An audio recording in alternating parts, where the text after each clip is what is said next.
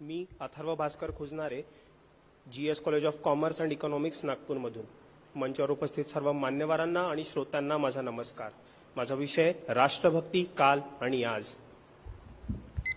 महाराज, आधी लग्न कोंढाळ्याचं मग माझ्या रायबाचं. जेव्हा तान्हाजी मालुसरे छत्रपती शिवाजी महाराजांच्या स्वराज्याचं स्वप्न आपल्या खांद्यावर घेतात, ही खरी राष्ट्रभक्ती. जेव्हा रतन टाटा स्वतःची संपत्ती जनकल्याणासाठी या देशाला समर्पित करतात, ही आहे खरी राष्ट्रभक्ती.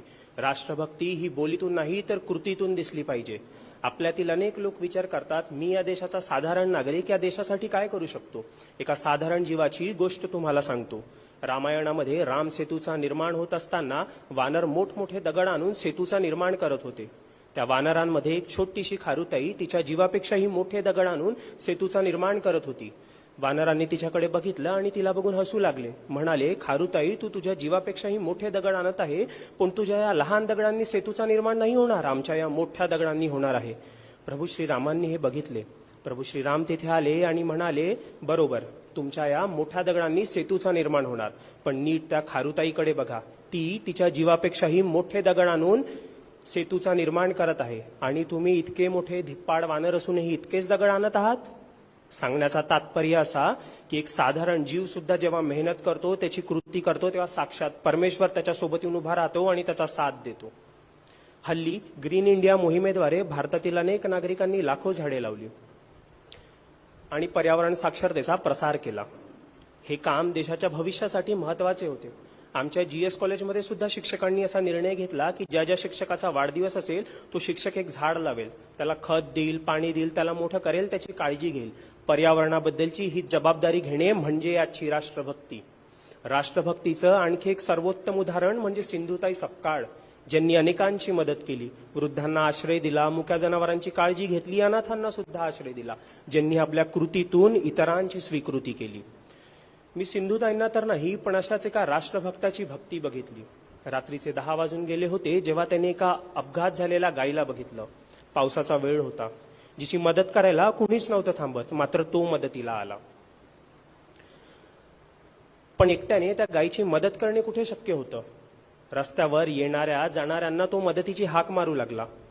अनेकांना दया तर येत होती, पण कुणी मदतीला नाही आलं. मदतीची हाक मारता मारता अखेर तिथे एक व्यक्ती थांबला. दोघांनी गायीची मदत केली, सावकाशपूर्वक तिला दवाखान्याकडे वळविलं. समाजाप्रती हीच मदतीची भावना म्हणजे आजची राष्ट्रभक्ती. 15 ऑगस्ट 26 जानेवारीला आपण मोर्चे काढतो, पण वर्षभर देशात होणाऱ्या घडामोडींकडे दुर्लक्ष करतो. आपल्या देशाची युवा पिढी व्यसनाग्रस्त होते, चुकीच्या संगतीत जाते, आणि इतर नागरिक आपापल्या जीवनात व्यस्त होऊन जातात. महात्मा गांधी, स्वातंत्र्यवीर सावरकर, सुभाषचंद्र बोस, भगतसिंग आणि यांच्यासहित अनेकांनी आपल्या आयुष्याला या देशासाठी समर्पित केले. का? कारण या देशाला स्वातंत्र्य मिळावं, येणारी पिढी कुणाच्या बंधनात नसावी, देशातल्या प्रत्येक नागरिकाला त्याचं स्वातंत्र्य असावं. पण आज आपण आपल्या जबाबदाऱ्या विसरत चाललो आहोत. राष्ट्रहिताकडे दुर्लक्ष करून स्वतःच्याच हिताचा विचार करत आहोत. खरं तर या मातीच्या मुळांमध्ये आणि या मातीच्या मुलांमध्ये इतकी ताकद आहे की इथे पेपर वाटणारा APJ अब्दुल कलाम आणि लहानपणी भजे विकणारा धीरूभाई अंबानी होऊ शकतो. म्हणून उठा, जागे व्हा, ह्या मातीला तिचा कर फेडा. वर्षभर जय शिवराय जय शिवराय अशी गर्जना आपण करतो, शिवाजी महाराजांचे गुणगान गातो, पण त्यांचे आचार विचार कधीच आचरणात आणत नाहीत. माझ्या महाराजांची गोष्ट तुम्हाला सांगतो. छत्रपती शिवाजी महाराजांचं निधन झालं. निधनाची बातमी घेऊन सैनिक औरंगजेबाकडे निघाला. त्याला वाटलं महाराजांच्या मृत्यूची बातमी मिळाली म्हणजे औरंगजेबाला आनंद होईल.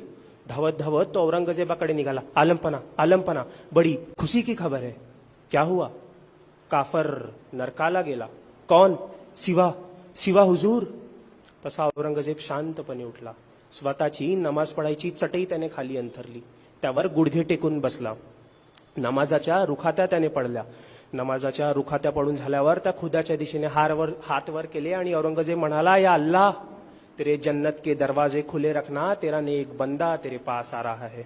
हे परमेश्वरा, तुझ्या स्वर्गाची दारे उघडी ठेव, तुझा सर्वोत्तम पुत्र तुझ्याकडे येतोय. ही आहे माझ्या महाराजांची राष्ट्रभक्ती, जिला बघून त्यांचा शत्रू सुद्धा देवाकडे त्यांच्यासाठी प्रार्थना करतो. ही आहे खरी राष्ट्रभक्ती. माझे महाराज या मातीसाठी लढले, या मातीसाठी झटले. का? कारण या मातीला, या मातीतल्या लोकांना स्वातंत्र्य मिळावं, त्यांना त्यांचं स्वराज्य मिळावं. पण आज आपण या मातीला सोडून दुसऱ्या देशात काम करायला जातो. का?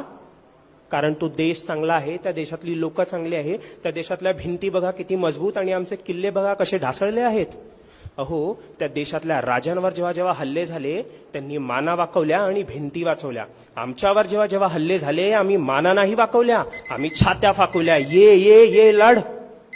आमचे किल्ले ढासळले आहेत, हो ढासळले आहेत, पण स्वातंत्र्याचं रक्षण कसं करायचं हे सांगताना ढासळले आहेत, याचा अभिमान आहे मला.